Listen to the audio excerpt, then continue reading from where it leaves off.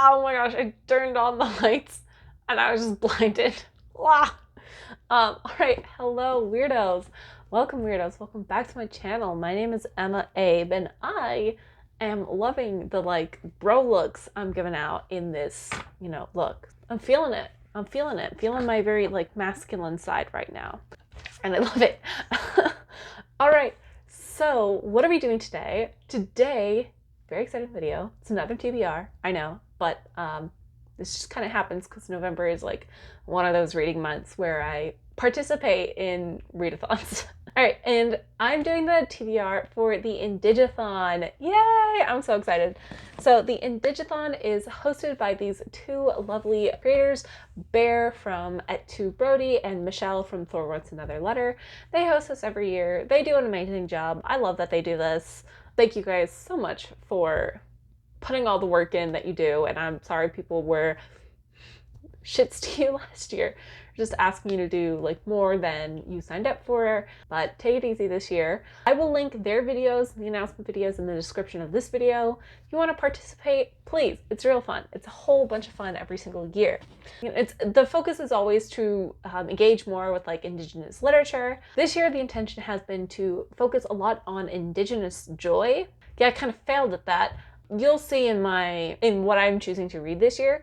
I've just not been in a joyous mood and have not been feeling, wanting to feel happy feelings in the stuff that I'm reading.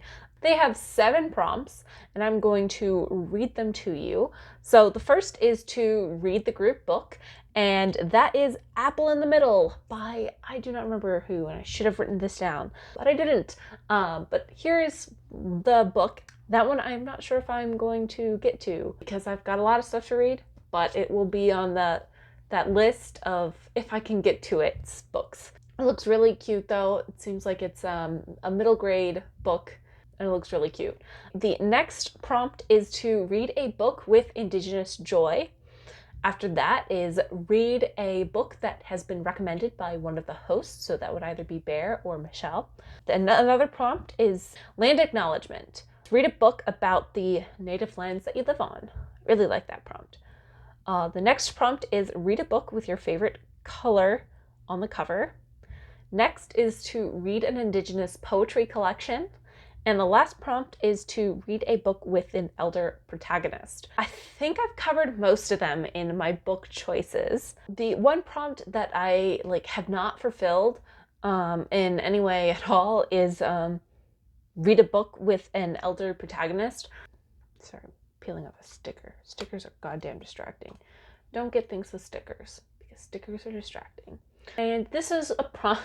For this prompt, I don't really think I fulfilled it that well. Let me know. So the book that I've chosen for this is Black Sun. This is by Rebecca Roanhorse. It's epic fantasy.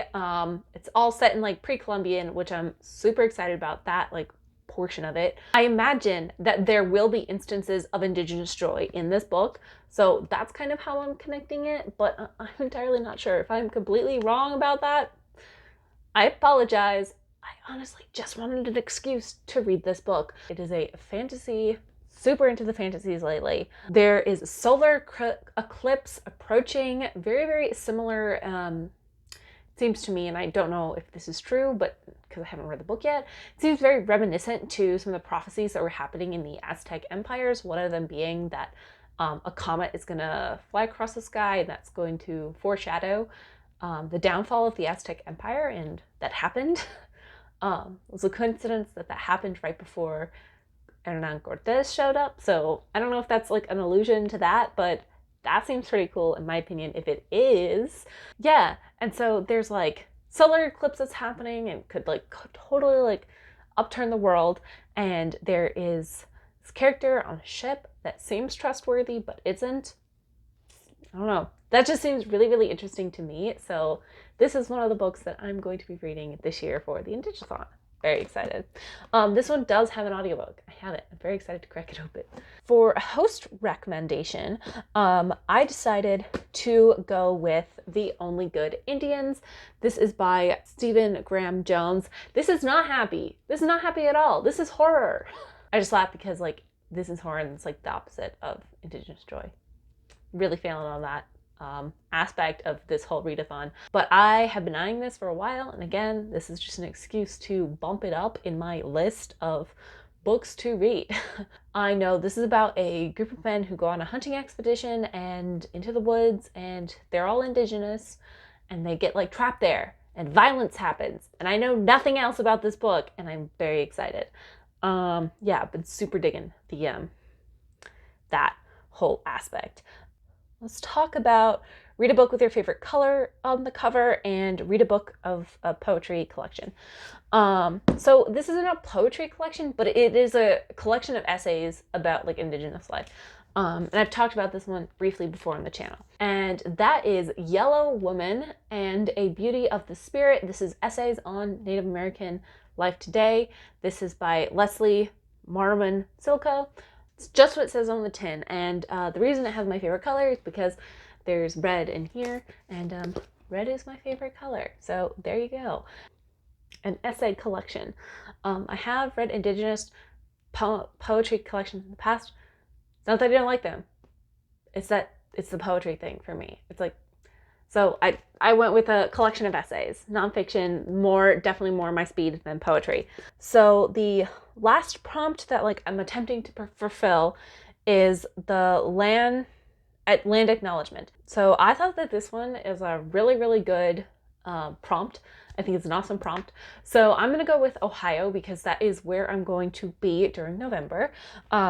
So Ohio historically has, and especially Cincinnati where I am, has always been kind of like a hub for like a bunch of different like cultures and stuff coming together because of where it is situated in like the Valley River on like the Ohio River. It's always been kind of like a center for trade and stuff like that. So in Ohio in general, there's lots of different like indigenous groups that were here. So that includes like the Erie, the Shawnee, the Delaware, the Miami, the Ottawa, the Wyandot, etc., etc., etc., etc. However, for this prompt, I decided to look like way back in the past instead of just like 400, 300 years. I decided to go like ancient Ohio history. And so what I decided to do is I wanted to specifically focus on Serpent's Mound. And Serpent's Mound was built by the overall term of mound builders, which is essentially just a catch-all term for a bunch of like indigenous groups that built mounds in the northeastern woodlands area. So that kind of includes like all of Ohio and Indiana, a little bit of Illinois, all the way up to like, Maine and a lot of like the New England area today. That's kind of like the northeastern woodlands area. So mound builders is kind of just like a catch-all term for a bunch of like ancient Native Americans who lived in that area and they built mounds. And I wanted to focus specifically on Serpent's Mound because Serpent's Mound is a mound in Cincinnati, or in the Cincinnati area, that has a lot of history behind it. So there's lots of debate within archaeology. I'm not an archaeology person, even though I am an anthropology person. Archaeology is not my thing. But there's lots of debate whether it was the Andean people who like built it, and Andean is just, it's not a people, it's more of like a time period of people who lived in this Cincinnati area in general, or if it was for ancient people. So again, their main difference between the two is like the time periods for the most part. There is a bit of overlap, but main difference is time period, basically. I'm not going to rehash my entire Southern Ohio like archaeology class for you guys right now. So that's a breakdown of people who like built, who we think built Serpent's Mound. And instead of reading like a book, I decided, hey, I'm gonna try something different. So I wanted to do a podcast.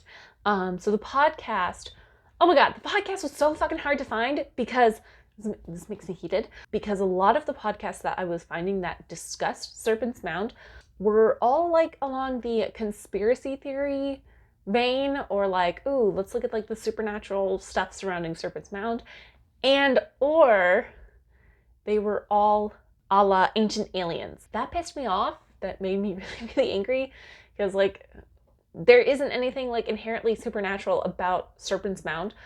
It just pisses me off so much that some people find it extremely hard to believe that Native Americans built Serpent's Mound and they have to find other reasons or find other supernatural reasons. I'm not saying that every single podcast that is out there that is about Serpent's Mound is all like conspiracy theorists built in Ancient Aliens way. I'm just saying, for me, the little research that I did into ones that were conspiracy theories, I didn't listen to any of them because they would piss me off. They all seemed to me to be in the conspiracy theory vein. So the one that I am going to listen to is, I think it's like an hour, like 45 minutes, and that's Serpent, Mound's Ancient Indian Culture. This is done by the 12 Hike podcast. I think they interview somebody. I think they interviewed like somebody who worked on Serpent's Mound and like the part of the excavation of it, or somebody who maintains Serpent's Mound. I'm not entirely sure, but I will link that in the description if you are interested in listening to that, all about Serpent's Mound. And yeah, this one seems to be, it's going to be facts and not conspiracies, so that makes me happy.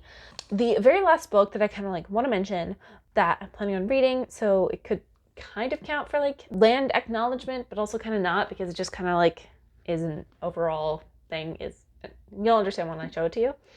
And that book is 1941. This is New Revelations of the Americans Before Columbus. This is Charles C. Mann. This is the second edition. I've been meaning to read this for literally years. Yeah, and this just takes a look at Native American culture, what it was like prior to Columbus.